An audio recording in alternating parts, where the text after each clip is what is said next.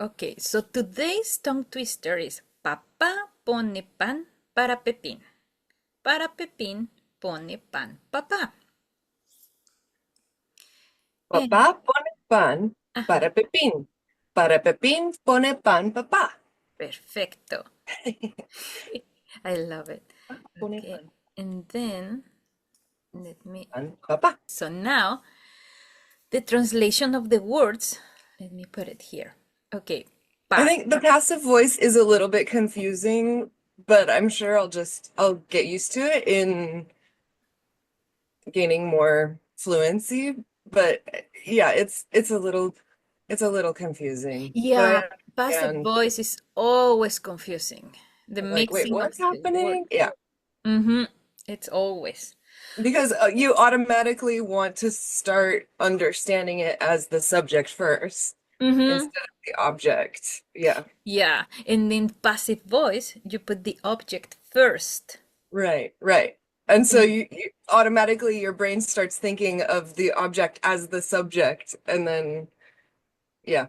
yes, and the word, I mean, in English Oh, it's different, but in Spanish you need to conjugate the verb in a different way.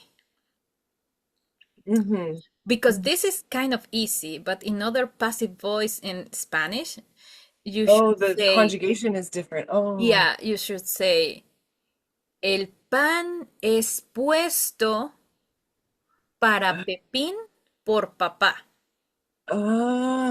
okay. So yeah, it's confusing. Okay, okay. Yeah, I remember when I was studying passive voice in French. Oh my goodness, a total nightmare. Right. It seems like English has it the easiest on Yes, the voice. Yeah. yeah, completely.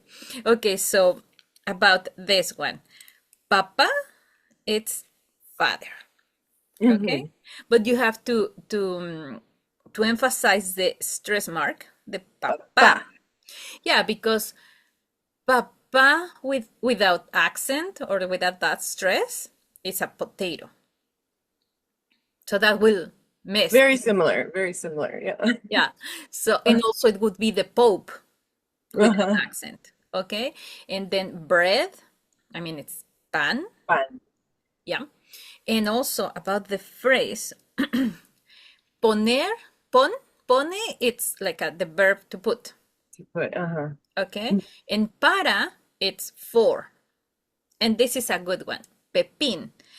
The name Jose, it's for a guy, an adult. I mean, it's also Hmm. for a kid, but it's most for the adults that the nickname, we call it Pepe without a stress. Okay, Pepe. But for little ones, we use Pepin. So that's why this is like the father puts bread for little Jose. Cute.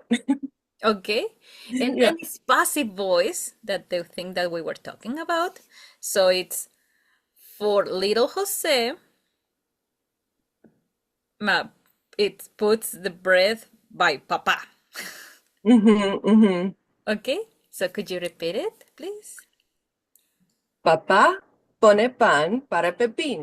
Para Pepín pone pan papá. Yay! Love it. Thank you.